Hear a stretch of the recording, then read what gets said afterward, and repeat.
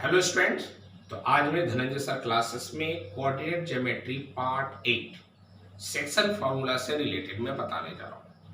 पिछले वीडियो में मैंने बताया था कि कैसे दो पॉइंट्स के अंदर में या दो पॉइंट्स के माध्यम से एक जो लाइन ड्रॉ करते हैं उसके अंदर एक पॉइंट से जो उसको डिवाइड कर रहा है तो उसका कोऑर्डिनेट क्या होगा अगर उसका रेशियो दिया रहेगा तो।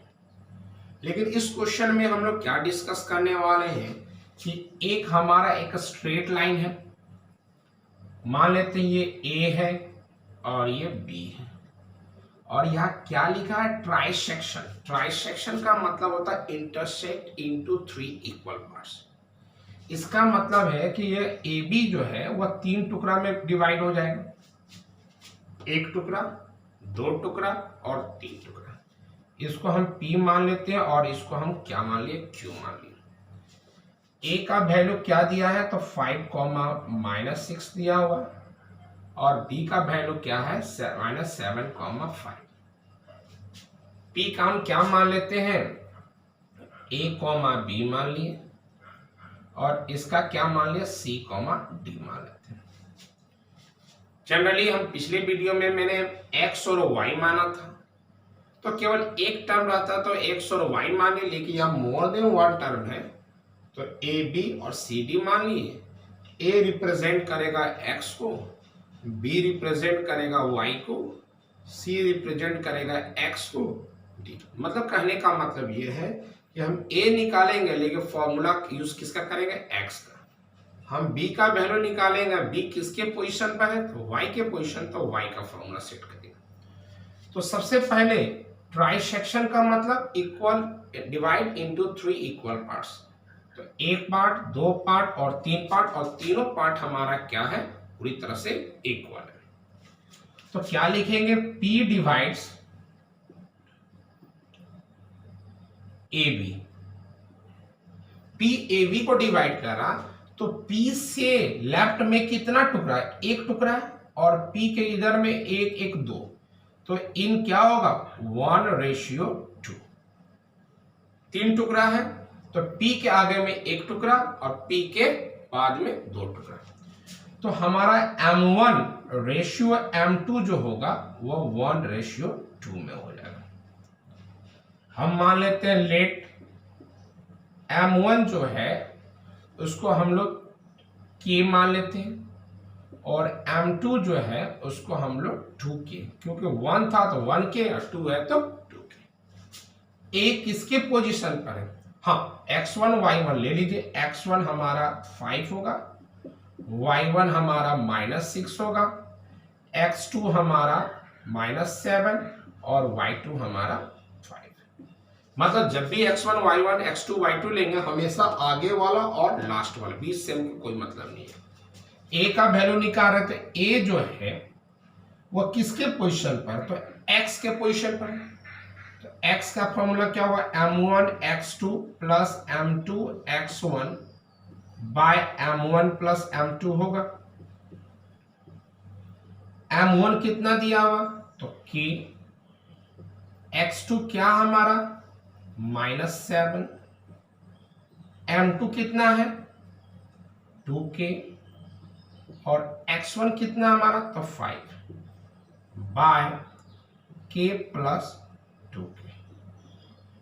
सॉल्व करेंगे तो -7k प्लस 10k बाय कितना हो जाएगा 3k is equal to 3k bye 3k, और कट कर दोगे तो कितना हो जाएगा 1। ये हमारा a का वैल्यू निकल गया। आप चाहो तो ऐसे इसको एक्सप्लेन करने के लिए आप x का फॉर्मूला लिख दो, और x के जगह पर क्या है तो यहाँ a लिख दो, तो a का वैल्यू निकल गया। y हम लेकर चलते हैं, y is equal to m1 y2 plus m2 y1 by m1 plus m2। इसमें y के जगह क्या है तो b है। m1 कितना हमारा तो m1 हमारा k, y2 कितना है तो 5, m2 कितना हमारा तो 2k, और y1 कितना हमारा तो -6। बाय के प्लस 2k। तो क्या हो जाएगा 5k minus 12k bye 3k। तो हो जाएगा -7k बाय 3k। ये के कट जाएगा, तो b का जो वैल्यू आया वह क्या आया -7/3। तो मैंने क्या किया, तो b के माध्यम से हमने a और b का वैल्यू को निकाल लिया। इस कंडीशन में हमने रेशियो क्या लिया था, तो 1:2। तो 1:2 मैंने रेशियो क्यों लिया था, क्योंकि ये आपका आगे का जो भाग था वो 1 था और पीछे का भाग कितना था, 2 था। अब हम आ रहे हैं Q। तो Q डिवाइड्स AB इन। अब Q के आगे में कितना टुकड़ा है, 1 टुकड़ा 2 टुकड़ा, और Q के बाद में 1। यहां भी 3 टुकड़ा हुआ, बस अंतर क्या है, तो Q के रेस्पेक्ट में आगे में 2 और पीछे में 1, Q के लेफ्ट में 2 और राइट में 1। तो इसमें M1 रेशियो M2 जो है वह 2:1 हो गया। P के रेस्पेक्ट में क्या था 1:2 और Q के रेस्पेक्ट में 2:1। तो यहां हमारा M1 जो हो जाएगा वह 2k और M2 जो होगा वह k। लेकिन x1 y1 x2 y2 को चेंज नहीं होगा। हम c निकालेंगे, तो c का पोजीशन क्या है, तो x के जगह तो x का formula m1 x2 plus m2 x1 bye m1 plus m2। मैं x1 x2 क्यों नहीं लिखा, क्योंकि सेम टू सेम है, इसलिए मैं रिपीट नहीं किया। x किसके जगह पर है, तो c के जगह पर m1 का वैल्यू क्या है, तो m1 का वैल्यू 2k है और x2 का वैल्यू क्या है, तो -7 प्लस m2 क्या है, यहां पर इस क्वेश्चन के हिसाब से m2 लेंगे k और x1 क्या हमारा 5। ये हो जाएगा 2k प्लस k, तो हो जाएगा -14k और प्लस 5k बाय 3k। क्या हो जाएगा -9k बाय 3k। सॉल्व कर देंगे तो -3 आएगा।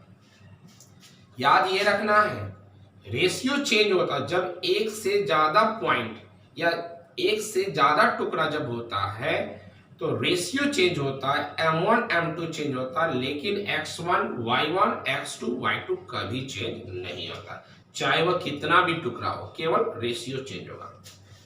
अब y का निकाल, y का फॉर्मूला सेट करें, क्योंकि हमें d निकालना है।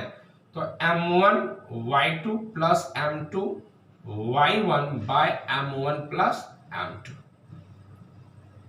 m1 का वैल्यू क्या है हमारा, इसके हिसाब से 2k, y2 का वैल्यू क्या है, तो 5, m2 का वैल्यू क्या है, तो k, और y1 का वैल्यू क्या है, तो -6 बाय 2k प्लस k। तो 10k -6k बाय क्या होगा 3k। तो ये हमारा हो गया 4k bye 3k। k cut जाएगा तो क्या हो जाएगा 4/3। तो मैंने ये y किसके जगह पर था, तो d के जगह, या d का वैल्यू निकल गया। अब हेंस p क्या था, a, b था, is equal to p। a क्या हमारा, a का वैल्यू क्या निकाले हैं 1 और b का वैल्यू क्या है -7,3 और q को क्या माने थे c, d।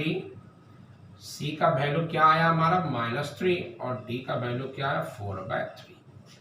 तो इस मेथड के माध्यम से अगर दो पॉइंट्स के बीच में अगर मोर देन 1 आपका पॉइंट्स हो तो रेशियो चेंज होगा, लेकिन x1 y1 x2 y2 नहीं होगा। अगर 4 इक्वल पार्ट्स होता तो भी इसी तरह बनाते, 5 इक्वल पार्ट्स रहे तो भी। अगर बाइसेक्ट भी बोले, बाइसेक्ट का मतलब क्या होता है, इंटरसेक्ट इनटू 2 इक्वल पार्ट्स, तो उस कंडीशन में रेशियो 1:1 ही लेकर चलेंगे।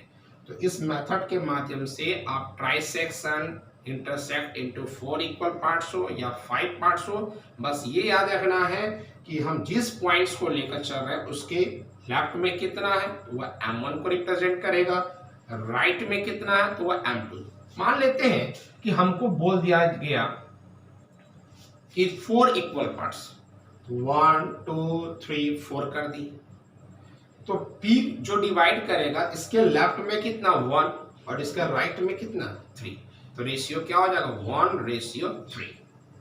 अगर R को लेंगे तो R के लेफ्ट में 2, R के राइट में भी 2, R के रिस्पेक्ट में क्या हो 2:2, Q के रिस्पेक्ट में 3:1। लेकिन x1 y1 x2 y2 change नहीं होगा, बस आपका चेंज क्या होगा तो रेशियो चेंज होगा।